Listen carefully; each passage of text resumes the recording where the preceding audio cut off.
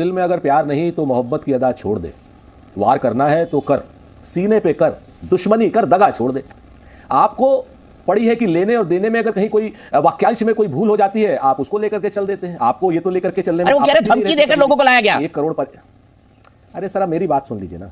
अब आपके साथ सबसे बड़ी समस्या, मेरे को मेरा वक्तव्य देने दीजिए। आपका सवाल है, आपके सवाल का जवाब दे रहा हूं। अगर आप कहो तो मैं अपना वक्तव्य दूं, नहीं तो कहो तो आप मुझे मैसेज रिकॉर्ड करके भेज दो, मैं इससे आपको सुना दूंगा कि भाई दीपक चौरसिया जी ने मुझे कहा, ये बोल देना। अच्छा ठीक, बहुत बढ़िया, आप बोलिए, आप बोलिए, लाइव है आप। ये बड़ा जी, तो जी बहुत शुक्रिया आपका।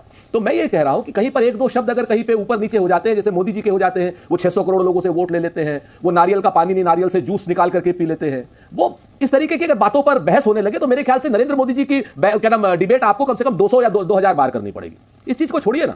मसला आ जाता है यहां पर कि जिस वक्त नरेंद्र मोदी जी का परिवार सड़क पे लूट रहा होता है, 1-1 करोड़ युवाओं की नौकरियां बाहर से क्या नाम पेपर लीक हो चुका होता है, जिस वक्त आप ये बात करते हैं, सिर्फ अगर कश्मीर की बात कर ले तो मैं तो कहता हूं नरेंद्र मोदी जी का परिवार है भाई, पूरा कश्मीर का पूरा देश परिवार है, प्रधानमंत्री का होना चाहिए। कश्मीरी पंडित, विस्थापित कश्मीरी पंडित चले गए हैं? हाँ, क्या विस्थापित कश्मीरी पंडित अपने घर चले गए? क्या उनकी हत्याएं बंद हो गई? क्या उनकी नौकरियां सुरक्षित हो गई? आप मुझे बताइए, कश्मीरी पंडितों की बात बता दीजिए। क्या कश्मीर को स्टेटहुड का दर्जा मिल गया? क्या लद्दाख के ऑटोनोमस काउंसिल के साथ में पूरा न्याय हो गया? आप इधर उधर की बातें न करके भाषण में मत उलझाइए देश को। 10 साल हो गए प्रधानमंत्री जी को। आज की डेट में आपको काम बताने पड़ेंगे कि पिछले 10 साल में कितने कश्मीरी पंडितों को आपने अपने घर वापस भेजा। यह जरूर बताना पड़ेगा। कश्मीर में यह भी बताना पड़ेगा कितने नए रोजगार के साधन आए। कश्मीर में आपको यह भी बताना पड़ेगा कितनी बड़ी इंडस्ट्री लगाई आपने। कश्मीर में आपको यह कहते हैं कि साहब 1.25 करोड़ से ऊपर सैलानी आ गए हैं, उसमें आपको बताना पड़ेगा कि 90 लाख तो खाली माता वैष्णो देवी के दर्शनार्थी हैं और 10-15 लाख के आसपास जो अमरनाथ के दर्शनार्थी हैं। बाकी असलियत के जो पर्यटक है, जहां से आय का हिस्सा कश्मीर को मिलता है, वो कहां पर है? ठीक है, बताइए। इन सारी बातों को अगर आप जवाब देंगे तो बेहतर होगा। जयराम रमेश जी का भाषण क्या है, उसमें एक शब्द गलत हो गया हिंदी इंग्लिश में, ये आपके लिए मुद्दा हो जाता है। तो बारंबार होता है और यह बात जो है इस देश की अदालतों को भी कहना पड़ता है कि कांग्रेस के नेता बार बार अपशब्दों का और अभद्र शब्दों का प्रयोग करते हैं। भारत की अदालतें तो जो है वो कोई कांग्रेस विरोधी नहीं है। निर्वाचन आयोग को भी चेतावनी बार बार जारी करनी पड़ती है कि कृपा करके शब्दों की मर्यादा को बरकरार रखें। आप बारंबार जो है 2014 में चाय वाला हमारे कांग्रेस ऑफिस के बाहर चाय बेचेगा कहते हैं और उसका परिणाम देखते हैं। 2019 में चौकीदार चोर कहकर देखते हैं, उसका परिणाम देखते हैं। पनौती आप कहते हैं, उसका परिणाम देखते हैं। तो अभी जो है कल जो है दरिद्रता, जहां मोदी जी जाते हैं वहां उस घर में दरिद्रता आ जाती है। मामला नहीं है राजपूत साहब, यह जो है फिसलन बहुत बड़ी है और उस फिसलन का कारण जो है वो कांग्रेस को और तमाम विपक्षी दलों को बारंबार भुगतना पड़ रहा है। इस देश की जनता उसका भुगतान उनको कर रही है। अब बात रही कश्मीर की, 1 लाख करोड़ रुपए का निवेश जम्मू एवं कश्मीर में बीते 5 वर्षों में हुआ है। आप कृपा करके बता दीजिए 1947 से लेकर कांग्रेस जब भी शासन में रही कितना का निवेश हुआ, कितने रोजगार सृजित हुए, कितने वहां एम्स को खुलने की बातें हुई, कितने मेडिकल कॉलेजेस खुल गए, कितने एनआईसी सेंटर्स खुल गए, इसका जरा हिसाब आप ही दे दीजिए। और आप कृपा करके ये बता दीजिए कि अमरनाथ जाने वाले यात्री, उनको पर्यटक नहीं मानेंगे। धार्मिक पर्यटन नहीं है वो, जो वहां पर जो खर्च करेंगे वो खर्च नहीं है। अमरनाथ की यात्रा होती थी और वहां से धमकियां आ जाती थी और उसके बाद जो है अमरनाथ यात्रा पर भी आप ही के जो मुख्यमंत्री हुआ करते थे वो कहते थे कि अमरनाथ यात्रा जो है इसके कारण जो है कश्मीर की डेमोग्राफी चेंज हो रही है। आप ही के गठबंधन के साथी भी ये दावा किया करते थे। वैष्णो देवी की यात्रा 90 लाख जो है 2014 पहले क्यों नहीं हो जा रही थी? जरा ये भी आप बता दीजिएगा राजपूत साहब। बताइए राजपूत जी, क्या जवाब है इसका? वैष्णो देवी जी की यात्रा जो पहले भी इतनी ही होती थी, जम्मू कश्मीर की टूरिज्म पॉलिसी में इन दोनों यात्राओं के यात्रियों को टूरिस्ट नहीं माना जाता था।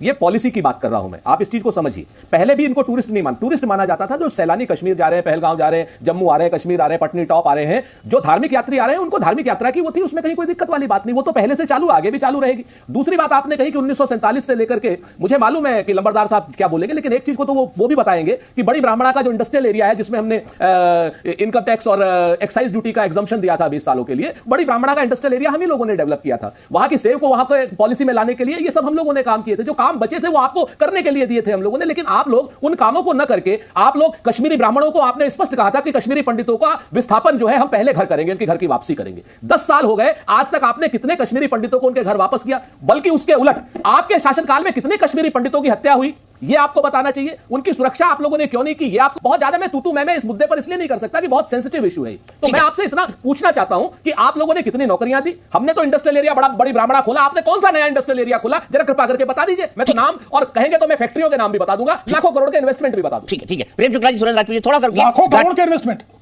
लाखों करोड़ के इन्वेस्टमेंट जरा चेक कर लीजिएगा। लाखों करोड़ शब्द है, चेक कर लीजिएगा। लाखों करोड़, मेरी चुनौती है दीपक जी, चेक करा लीजिए। ठीक है, लाखों करोड़ के इन्वेस्टमेंट बताइए हुए कि नहीं हुए पिछले 75 साल में, या कांग्रेस की जब केंद्र में सरकार थी, लाखों करोड़ के इन्वेस्टमेंट मेरी रिसर्च डेस्क चेक करके मुझे बताएगी। सीधे मैं चलता हूं रूही भट्टी जी के पास। रूही भट्टी जी, महबूबा मुफ्ती ने कहा था कि अगर कश्मीर से धारा 370 हटा दी गई, 35 से हटा दिया गया तो घाटी में कोई तिरंगा थामने वाला नहीं मिलेगा। आज आपने जो देखा उसके बाद आपको लगता है कि ये काफी चिढ़ाने वाला था? आपको नहीं लगता कि इस बयान को वापस लेना चाहिए पीडीपी को?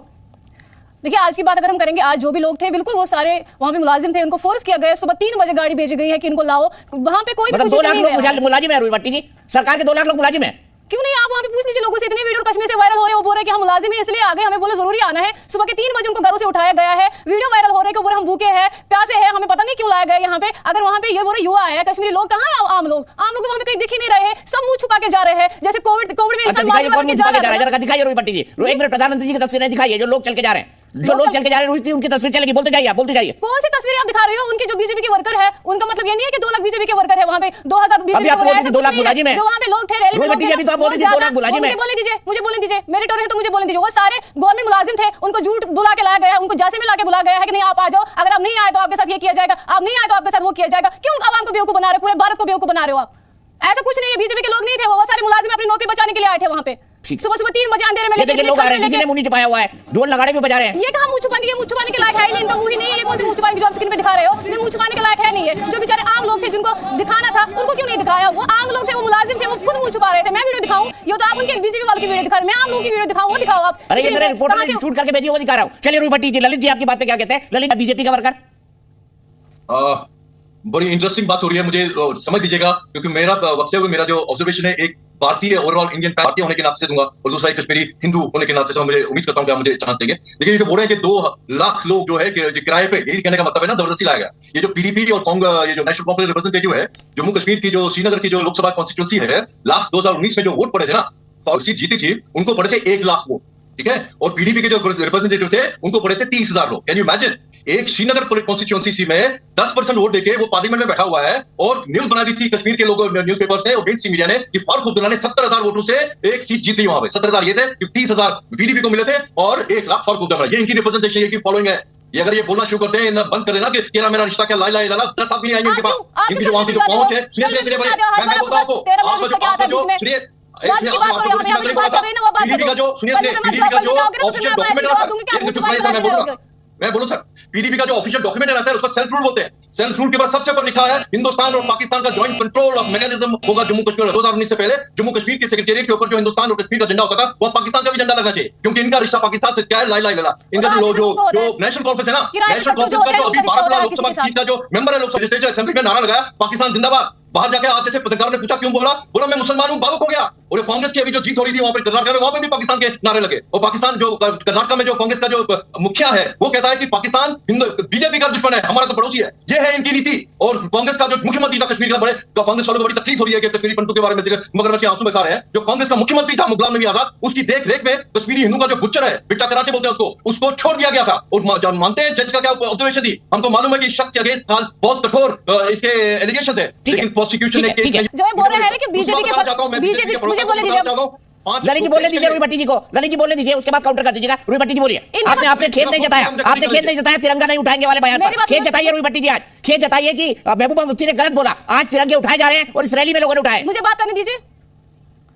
जो नमदार साहब अभी कह रहे हैं ना, बड़े भाषण दे रहे हैं मुसलमान को लेकर, बड़े भाषण दे रहे हैं ना, गूंजेगा तुम्हारा ललित अंबारदार, याद करें, रखो अपनी महबूबा को पता, नाम याद है, आप नाम याद रखिए, ललित अंबारदार। रखने की लायक है नहीं, आपका नाम जरूरी नहीं है कि नाम याद रखें। नाम मत लीजिए, आप काबिल हो भी नहीं कि मेरे जुबान से आपका नाम आ जाए, आप इतने काबिल हो भी नहीं कि मेरे जुबान से आपका नाम आएगा, आप उसके लायक हो ही नहीं। झगड़े ना भाई, झगड़े ना। अरे सर स्कूल फाइट नहीं चल रही, बैठे हुए हैं, स्कूल फाइट नहीं चल रही यहाँ पे। मैं आगे चला जाऊंगा। रुई भट्टी जी अपनी बात कहिए, पहले जताइए, खेत जताइए। महबूबा मुफ्ती ने जो तिरंगा न उठाने की बात कही थी, उस पर खेत जताइए पहले कि गलत कहा था महबूबा मुफ्ती ने, आज घाटी में तिरंगे लहरा रहे थे। आपकी बात पे पहुंचूंगी, आपको सवाल का जवाब दूंगी, पहले इनको जवाब दूंगी। जो ये बार-बार मुसलमान को लेकर आ रहे हैं ना कि वहां पे फलानी ने ये किया था, तो उनको कांग्रेस ने बख्श दिया है। ये मुझे बता दीजिए, जो उस तरह जिन्होंने मारे ना, वो आज सब बीजेपी में है क्या? बीजेपी कोई वॉशिंग मशीन है जो भी उसमें जाएगा तो वो बिल्कुल क्लीन चिट निकलता है, वो पत्थरबाज बिल्कुल साफ निकलता है। बीजेपी कोई वॉशिंग मशीन है जो वहां पे डालने के बाद बिल्कुल गोल गोल चक्कर करने के बाद साफ निकलता है। वो लोग बीजेपी के सारे जो पत्थरबाज है, वो तो पाकिस्तान से पैसे लेते हैं, आज पैसे लेते हैं, किराए के टट्टू, किराए के टट्टू आप लोग।